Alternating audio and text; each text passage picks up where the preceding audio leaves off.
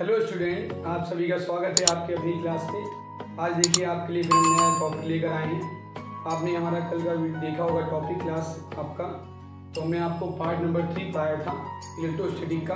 आज आपको हम पार्ट नंबर 4 लेकर आए हैं इसी टॉपिक में। आपने एक बहुत इंपॉर्टेंट टॉपिक का नाम सुना होगा, वैद्युत द्विध्रुव आघूर्ण। ये देखिए, वैद्युत द्विध्रुव आघूर्ण और वैद्युत द्विध्रुव दोनों में क्या रिलेशन है, दोनों में क्या कॉम्बिनेशन है, ये आपको हम आज समझाएंगे।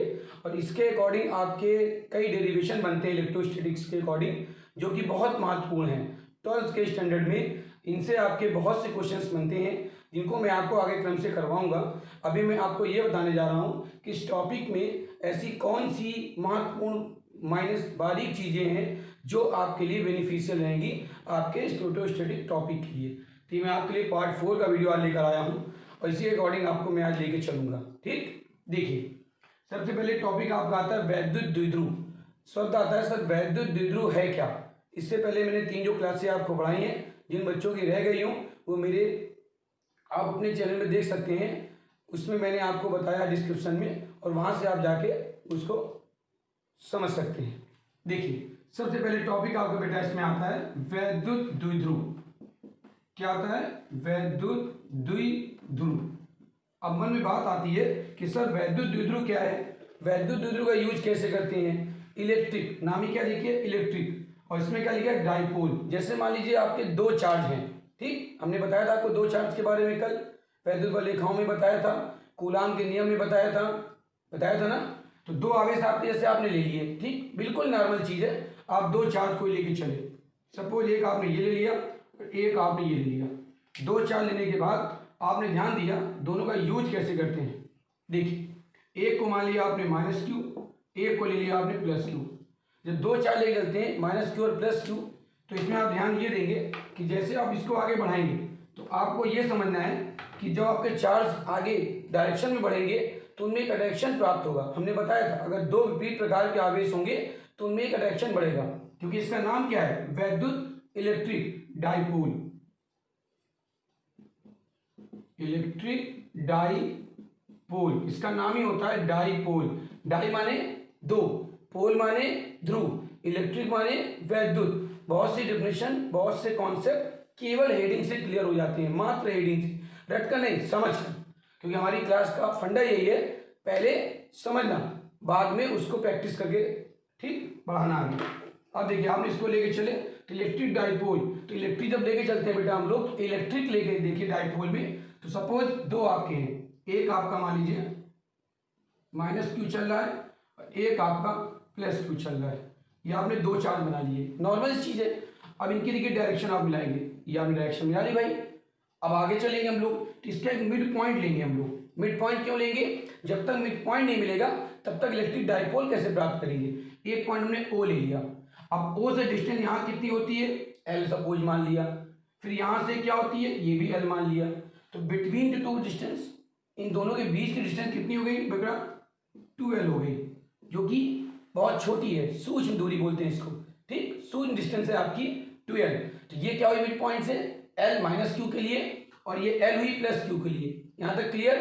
अब इनके देखिएगा डायरेक्शन की दिशा, तो इसकी जो दिशा होती है वो बेटा हमेशा क्या होती है, माइनस से प्लस। ध्यान रखिएगा, वैद्युत द्विध्रुव की जो डायरेक्शन दिशा होती है वो हमेशा ऋण आवेश से धन आवेश की ओर होती है। क्या होती है, निगेटिव चार्ज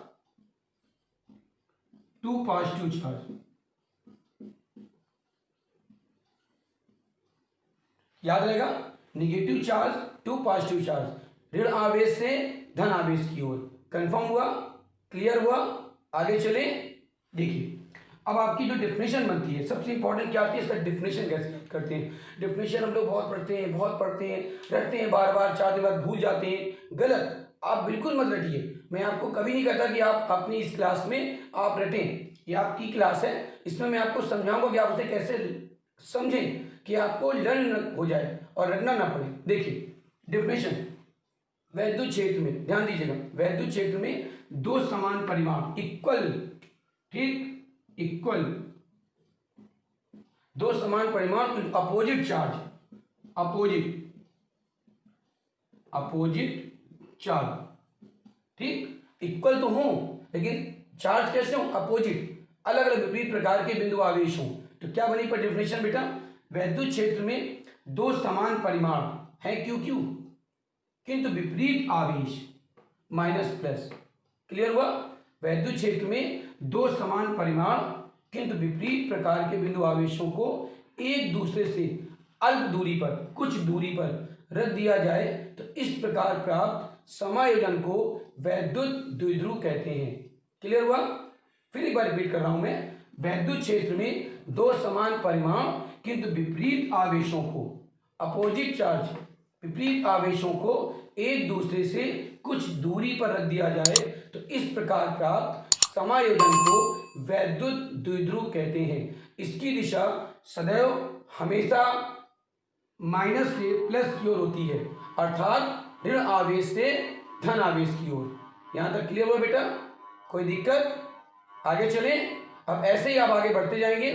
देखिए अब इसी में आता है बेटा इसके एग्जाम्पल कि सर एग्जाम्पल कैसे इसके बनाएंगे। तो वेरी सिंपल, अभी आपको बताया हमने एक माइनस और एक प्लस। जैसे आपने लिया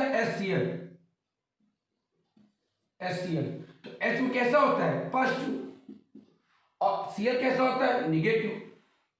और देखिए HBr, H में कैसा होता है, पॉजिटिव, Br कैसा होता है, निगेटिव। कोई भी आप देखिए ऐसे H2O, HCl, HBr, HI, NH3, Br, मतलब कोई भी आप बढ़ेंगे आगे HBr, तो क्रम से आपका पूरा चलता जाएगा। ठीक, तो एक प्लस और एक माइनस, ये क्या कहलाता है, वैद्युत द्विध्रुव के एग्जाम्पल हो गए। ठीक, अब आगे टॉपिक आता है वैद्युत द्विध्रुव आघूर्ण। इसी में थोड़ा और आगे देखिए बढ़ जाते हैं हम लोग। वैद्युत द्विध्रुव आघूर्ण बिल्कुल अच्छे समझिएगा, कोई प्रॉब्लम की बात नहीं है। वैद्युत द्विध्रुव आघूर्ण, इसे क्या बोलते हैं, इलेक्ट्रिक डाइपोल मोमेंट। एक नया शब्द जुड़ गया बेटा, इलेक्ट्रिक डाइपोल और मोमेंट। तो इलेक्ट्रिक डाइपोल तो पता दिया हमने क्या होता है, डाइपोल मोमेंट में क्या होगा, अगर दो चार्ज आपके फिर सेम वैसे ही आपके दिए हुए हैं, एक माइनस क्यू और एक प्लस क्यू, सेम लॉजिक, इनके बीच की डिस्टेंस बताया थी मैंने आपको, याद होगा अभी याद होगा, कोई बात नहीं, नहीं याद है तो 12 होगी। ये इसका पॉइंट है, मान लीजिए ऐसे मिला, ये पॉइंट इसका हमने O मान लिया, तो डिस्टेंस यहां से यहां तक कितनी हुई बेटा, L, यहां से यहां तक कितनी हुई, ये भी L, तो डिस्टेंस दोनों कितनी हो गई, L और L, कंप्लीट। अब इसका अगर हम फॉर्मूला बनाएं तो क्या बनेगा, वैद्युत द्विध्रुव आघूर्ण का फॉर्मूला होता है, ये वेक्टर क्वांटिटी है। कैसी क्वांटिटी है बेटा, वेक्टर क्वांटिटी। ठीक, वेक्टर क्वांटिटी, सदिश राशि है। तो P का फॉर्मूला क्या बनेगा, vector P equal to any charge multiply by small distance, जो उनके बीच की दूरी है, P बराबर Q into 12 is the formula. तो क्या बनी बेटा डिफरेंशियल इसकी, मैंने कहा था ना ये आपकी क्लास है, मैं आपको फॉर्मूले से डिफरेंशियल समझाऊंगा, जिससे आपको जल्दी समझ में आएगा, आपको याद नहीं करना पड़ेगा, समझना पड़ेगा बस। देखिए वैद्युत क्षेत्र में, ध्यान दीजिएगा, वैद्युत क्षेत्र में किसी वैद्युत द्विध्रुव आघूर्ण तभी निकलता है जब वैद्युत द्विध्रुव पहले बन चुका हो। ठीक, तो वैद्युत क्षेत्र में किसी वैद्युत द्विध्रुव के एक आवेश, एनी चार्ज, आवेश और उनके बीच की अल्प दूरी, small distance between the two opposite charge, clear, उनके बीच की अल्प दूरी के गुणनफल को वैद्युत द्विध्रुव आघूर्ण कहते हैं। क्लियर हुआ? वैद्युत क्षेत्र में दो समान परिमाण किंतु विपरीत आवेशों को जब एक दूसरे से कुछ दूरी पर रख दिया जाए तो इस समायोजन को बोलते हैं वैद्युत द्विध्रुव। ठीक, और किसी वैद्युत द्विध्रुव के एक आवेश और उनके बीच की अल्प दूरी के गुणनफल को कहते हैं वैद्युत द्विध्रुव आघूर्ण। क्लियर हुआ? अब देखिए इसी के बाद इसमें टाइप आता है कि सर अगर हम इसका वैद्युत द्विध्रुव आघूर्ण निकाले तो इसका यूनिट डायमेंशन क्या होगा। नो प्रॉब्लम, आपने निकाला यूनिट, तो क्यू क्या है, आवेश, यूनिट हमने बताया था, आपको याद होगा पार्ट 1 में बताया था ना, कूलाम।